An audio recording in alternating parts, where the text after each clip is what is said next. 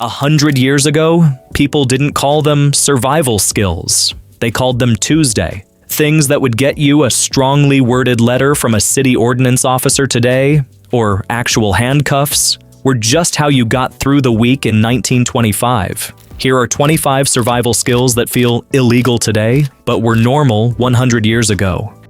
Skill 25. Burning your trash in the backyard. Before municipal waste collection was widespread, burning garbage was how most rural households dealt with it. You had a burn barrel, you put the week's waste in it, you set it on fire, and that was garbage day. Nobody filed a complaint. Nobody called the EPA, because the EPA didn't exist until 1970. Today, open burning of household waste is banned or heavily restricted in most U.S. states and many countries, governed by air quality regulations that did not exist in any meaningful form a century ago. The materials people burned then treated wood, rubber, plastics, generate dioxins and carcinogens that we now understand to be genuinely hazardous. The ban makes scientific sense. That said, your great-grandmother would find the concept of a permitted recreational fire deeply confusing.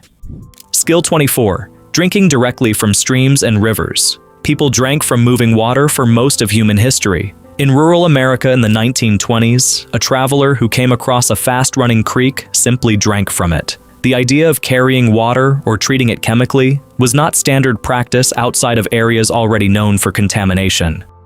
Today, drinking untreated surface water is strongly discouraged by public health authorities everywhere, primarily due to the presence of Giardia lamblia, cryptosporidium, agricultural runoff, and industrial contamination, none of which were present at remotely the same levels a century ago. The water itself changed. The rule changed accordingly. A traveler crossing a rural watershed in 1920 was genuinely less likely to get sick from the stream than someone doing the same thing today, because the watershed in 1920 had fewer upstream factory farms, fewer septic systems leaching into the water table, and no synthetic agricultural chemicals. Context matters here, more than most people realize. Skill 23. Setting snare traps for small game.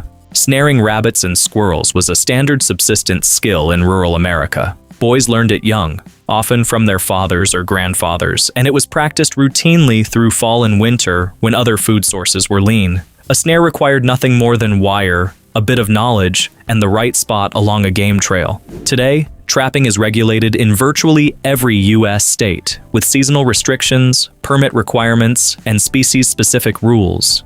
In many areas, setting a snare without a trapping license is a misdemeanor.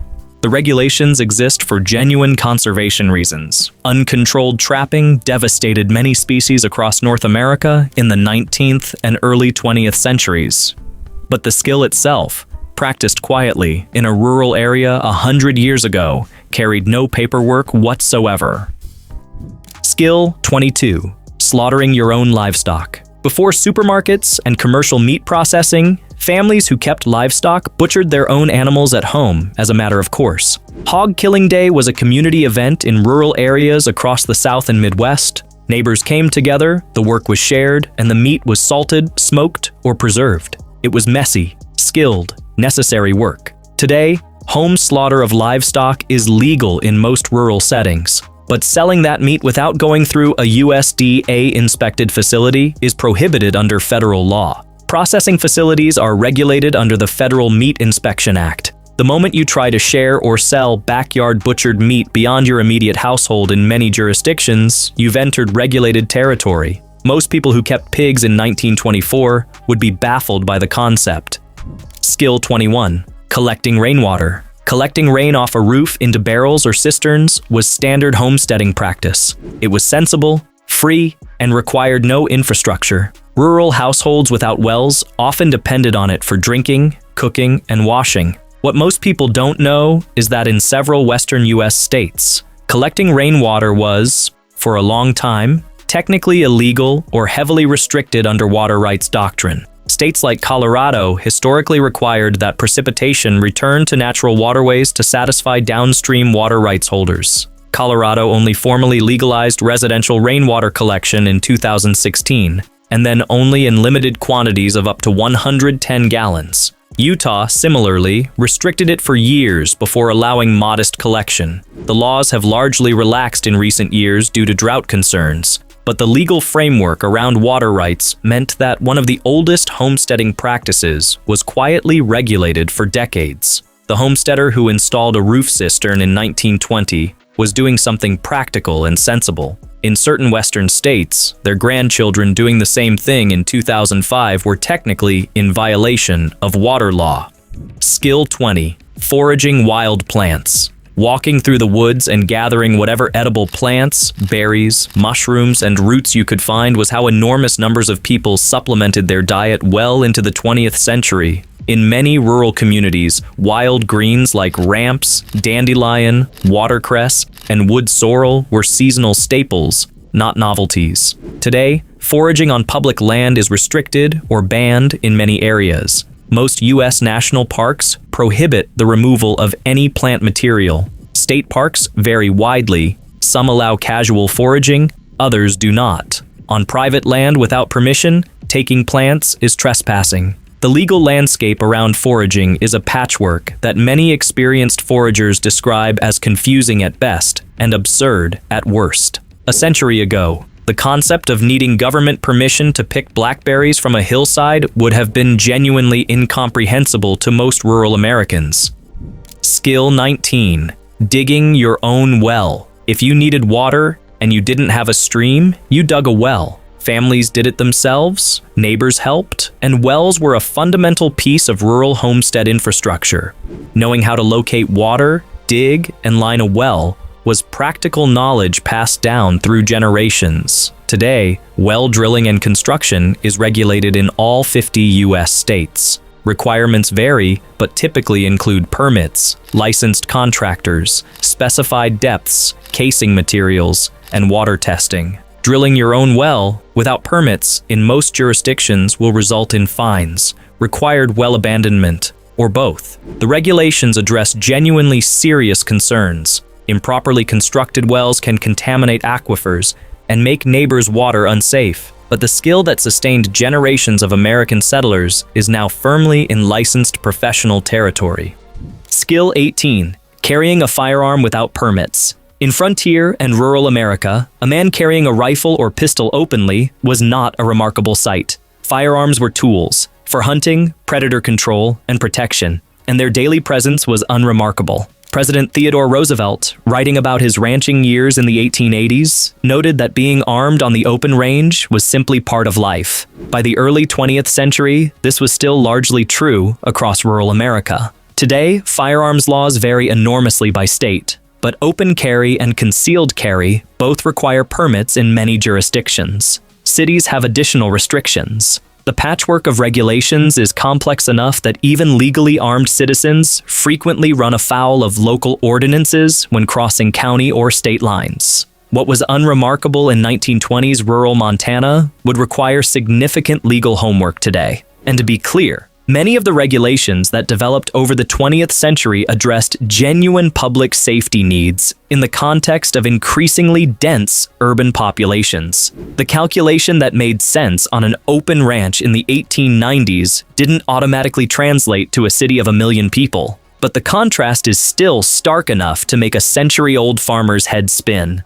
Skill 17. Hunting without a license. Before formal wildlife regulation, hunting was effectively unregulated across much of the United States. You hunted when you needed food, in whatever season the animals happened to be available. The concept of a hunting season, a bag limit, or a license requirement was largely a product of the early 20th century conservation movement. The Lacey Act of 1900 was one of the first significant federal wildlife protection laws, prohibiting interstate traffic in illegally taken game. State hunting license requirements were established gradually through the early 1900s. By 1925, licensing was becoming standard, but enforcement in rural areas was sporadic. A subsistence hunter in a remote community in 1910 simply hunted. The idea of waiting for the state to issue permission to feed your family was not yet the norm.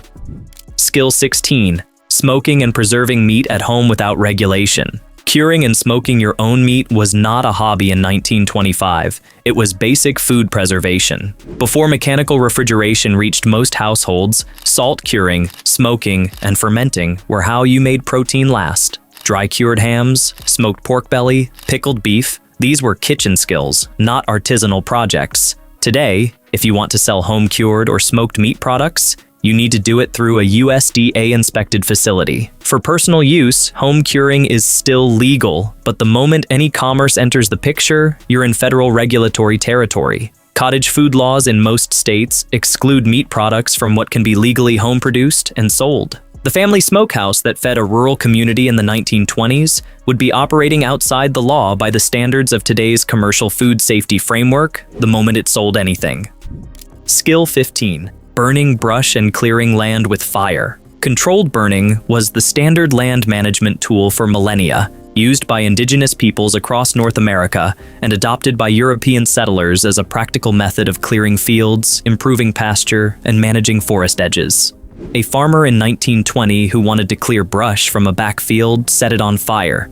This was not controversial. Today, agricultural burning is regulated at the state and local level, often requiring permits, burn windows, wind and humidity conditions, and advance notification to local fire departments. In many suburban and urban areas, open burning of any kind requires permits or is outright prohibited. Certain states with serious wildfire risk, like California, have dramatically restricted agricultural burning in recent decades. The skill hasn't changed. The permission structure around it has become extraordinarily complicated. What's somewhat ironic is that ecologists and land managers now recognize that a century of fire suppression, driven by Smokey Bear-era policy starting in the 1920s, actually increased catastrophic wildfire risk by allowing fuel loads to build unchecked. The burns that farmers and indigenous peoples set routinely were, in many cases, performing important ecological work. The 20th century effort to stop them wasn't entirely the improvement it was thought to be. Skill 14. Using medicinal plants to treat illness. Before accessible, affordable modern medicine, plant-based remedies were what most rural families had. Elderberry for fever, yarrow to stop bleeding, willow bark for pain, the same compound in willow bark, salicin, that Bayer would eventually synthesize and patent as aspirin. Knowledge of medicinal plants was passed through families and communities, and the local herbalist or midwife was often the most reliable health resource in a rural area. Today, the regulatory status of medicinal plant use is layered and complex. Selling an herbal preparation with a medical claim, this treats fever, without FDA approval, is illegal. While the plants themselves are legal, the commercial medicinal use of them is tightly constrained by FDA regulations that distinguish between foods, dietary supplements, and drugs. The home remedy itself is fine. The moment it becomes a product you're selling with a health claim, you're in federal regulatory territory that would be unrecognizable to any 1920s herbalist. It's worth noting that willow bark, the original aspirin, was being chewed for pain relief for thousands of years before Bayer synthesized salicylic acid in 1897 and patented it. The plant worked before the patent. It still works after it. The legal structure around making that claim publicly is what changed. Skill 13. Fishing without a license. Like hunting, fishing without a license in most U.S. jurisdictions today is a finable offense. 100 years ago, particularly in rural areas near lakes, rivers, and streams, fishing was simply what you did when you needed food. A pole, a hook, whatever bait you could find, and the nearest body of water. Fishing licenses were introduced gradually in the early 20th century as part of the same conservation wave that produced hunting licenses. Today, every U.S. state requires a fishing license for most bodies of water, with age exemptions in many states for children and seniors. Commercial fishing is regulated under additional federal and state frameworks. The person who spent their entire life feeding their family from a nearby river in 1910 would face a citation for doing the same thing today. Skill 12. Letting children work alongside adults. By 1900, more than 1.75 million American children under the age of 15 were working for wages in industrial jobs, and that figure didn't include children working in agriculture or for their own families. On farms, children worked as a matter of course, planting, harvesting, tending animals, hauling water. A 12-year-old who couldn't do meaningful farm work was unusual, not the norm. The Fair Labor Standards Act of 1938 established the first comprehensive federal child labor protections in the United States. Before that, children working was simply how families survived. Today, those protections exist for excellent reasons. The conditions in early 20th century industrial workplaces were genuinely brutal, and children had no legal recourse. But the image of a 10-year-old hauling grain, which would generate a child protective services call today, was ordinary farm life, well within living memory. Skill 11. Salvaging and reusing everything. Waste almost nothing. Reuse almost everything. This was not an environmental philosophy in the 1920s. It was economic necessity. Old tires became swing seats. Flour sacks became children's clothing. Lard tins became storage containers. Everything that could be repurposed was. The idea of throwing away a glass jar was genuinely strange. Today, certain salvaging and repurposing activities run into regulatory complexity. Scavenging materials from roadways or public land in most states requires permits or is prohibited. Picking through trash on public property, once called gleaning and considered a right, is treated as theft or trespassing in many jurisdictions. The informal economy of material reuse that sustained rural communities for generations exists today in a legally murky zone that varies completely by location. Skill 10. Treating wounds at home. Before emergency rooms were accessible and before antibiotics were available, home wound treatment was the first, and often only, line of care. Knowing how to pack a wound, stitch a cut with a sewing needle and thread, apply a poultice, and manage infection with available materials was standard knowledge. Doctors were expensive, distant, or both. Today, practicing medicine without a license is illegal in all US states, which means that technically providing medical treatment to someone other than yourself crosses regulatory lines. The practical reality for families in remote rural areas was that self-sufficiency in basic wound care was not a choice. The skills haven't changed. A properly sutured wound is still a properly sutured wound, but the legal context around administering care to others has changed dramatically. Skill 9. Hitchhiking. Hitchhiking exploded as a practice during the Great Depression when millions of Americans had no money for transportation and were moving in search of work. By the 1930s, writer and social observer Thomas Moynihan estimated that at least 1 man in 10 had hitchhiked at some point in his life. The New Deal government even established a transient bureau between 1933 and 1936 to support people on the move. Today, hitchhiking is not uniformly illegal, but it is banned or restricted along highways in many states, and enforcement has made the practice nearly extinct in most of the US. What was an accepted, practical survival skill during one of the most difficult periods in American history is now treated as a safety hazard at best and a traffic violation at worst. It's worth noting that many of the original state laws restricting hitchhiking in the late 1930s were backed not by genuine safety concerns, but by transportation companies that were losing revenue to free riders, something the historian Thomas Moynihan documented in his contemporaneous writings on Depression-era mobility. The roads that millions of Americans use to move freely across the country looking for work are now legally restricted to prevent the same thing. Skill 8. Selling food from your home kitchen. Before the regulatory framework around commercial food production was established, home-produced food, canned preserves, baked goods, dairy products, was sold freely at farm gates, markets, and among neighbors. A woman who was known for her canned tomatoes or her butter simply sold them. No food handler's permit. No commercial kitchen inspection. Today, cottage food laws in most US states allow the sale of certain non-hazardous home-produced foods, typically baked goods, jams, and confections, but with significant restrictions on what can be sold, where, how much, and with what labeling. Meat, dairy, and canned low-acid foods are excluded from cottage food exemptions in most states and require commercial facility production. The neighborhood food economy that sustained rural communities for generations is now navigable only through a state-specific legal checklist. Skill 7. Using a privy or outhouse. Before indoor plumbing was mandated, and before municipal sewage systems reached most rural areas, outhouses were standard. By 1925, Indoor plumbing was common in cities but rare in rural America. The outhouse, a simple pit toilet, was the sanitation infrastructure for millions of households. Today, most U.S. jurisdictions require modern sewage infrastructure or approved septic systems for inhabited structures. Building codes in most states prohibit the use of pit privies as primary sanitation for permanent dwellings. Installing and using an outhouse as your household's primary toilet in a residential zone today would violate building codes, health codes, and potentially zoning regulations. A facility that was standard rural infrastructure within living memory is now effectively prohibited for residential use in most of the country. The 1940 U.S. Census was actually the first to track indoor plumbing as a housing statistic. At that point, roughly half of American homes still lacked it. That's not ancient history. That's the grandparents of people alive today.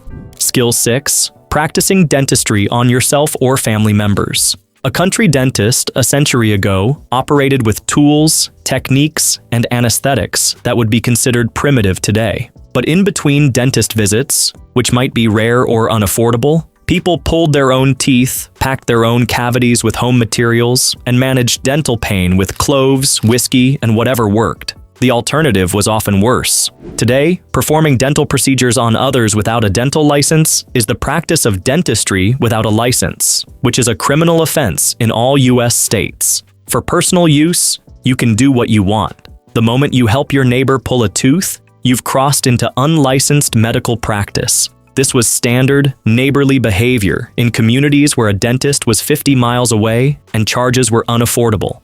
Skill 5. Rooftop water catchment and gray water reuse. Routing water from a roof through a cistern and then reusing household water for gardens and livestock was practical water management on any working farm. Water was not wasted because it was too valuable to waste. Today, gray water reuse is regulated at the state level and is prohibited or heavily restricted in many states. Where it's legal, it typically requires specific plumbing systems, approved filtration, and restricted use applications. The idea that the water you use to wash your dishes requires a permit to redirect to your garden was not a concept that existed in any meaningful form in the rural America of a century ago.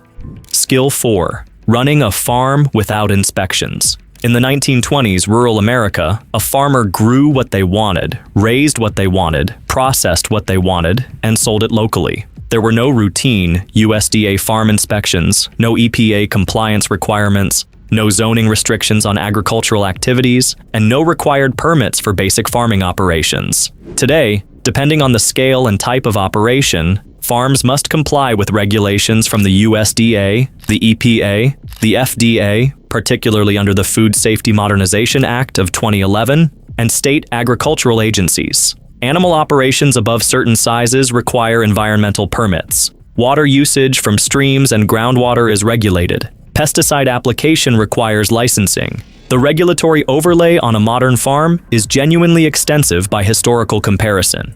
Skill 3. Keeping bees and producing honey without permits. Beekeeping was a standard farm activity. A few hives, some basic woodworking knowledge to build boxes, and a tolerance for stings was all it required. Honey was sold at farm gates or given to neighbors as a natural matter of course. Today, beekeeping regulations vary by state and municipality. Many urban and suburban areas restrict or prohibit keeping bees. Where beekeeping is allowed, registration of hives with state agricultural departments is required in most states, and selling honey commercially requires labeling compliance and sometimes facility inspections. The beekeeper, who maintained a few hives and sold honey from a roadside stand in 1920, would navigate a completely different regulatory landscape today.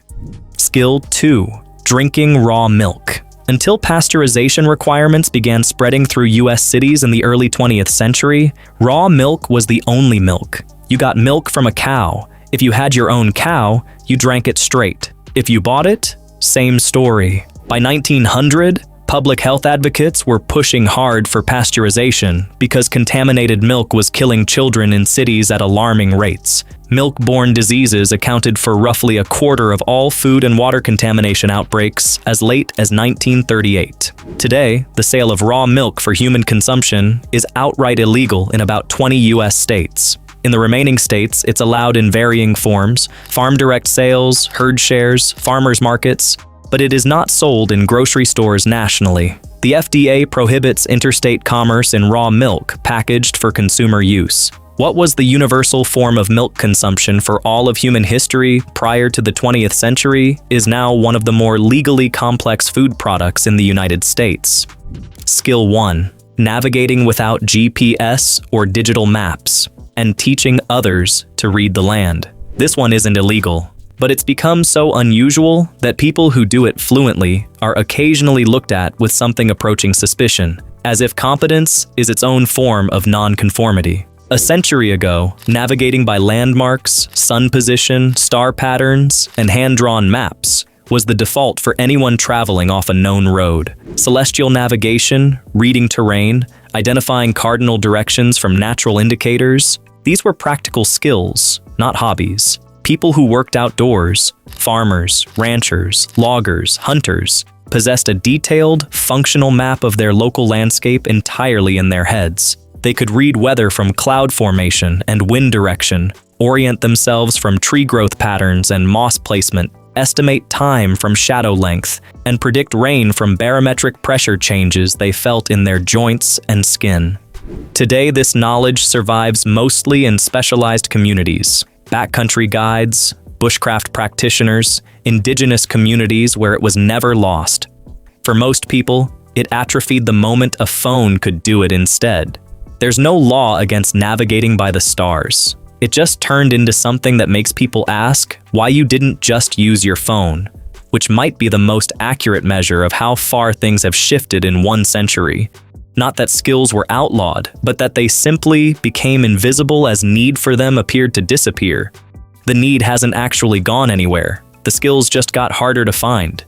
None of these skills disappeared because they stopped working. Most of them work exactly as well as they did a century ago. What changed was the world around them, urbanization, environmental damage that made some practices genuinely dangerous, conservation needs that made others genuinely destructive, and the gradual replacement of individual self-sufficiency with institutional systems. Some of the regulations that made these skills complicated or illegal were badly needed. Raw milk really was killing children in cities at the turn of the 20th century. Unregulated trapping really was emptying rivers and forests of wildlife. Uncontrolled commercial hunting had already driven the passenger pigeon to extinction by 1914. The last one, a bird named Martha, died in the Cincinnati Zoo on September 1st of that year. The regulations that followed weren't arbitrary. They were responses to real damage. Other regulations are harder to justify. The idea that you need a permit to collect rainwater on your own property being the obvious candidate, or the fact that selling a neighbor a jar of your home-canned tomatoes crosses food safety laws in several states. That's not conservation, that's just paperwork. But knowing how to do these things, really knowing how, is still worth something. Not because the world is about to collapse, but because the knowledge itself is part of what it means to understand how human beings actually function when the infrastructure isn't there. There's a difference between needing a system and understanding what you do without one. 100 years ago, most people understood both. If this video got you thinking, hit like and subscribe. There's more on the skills, the history, and the stories behind them coming.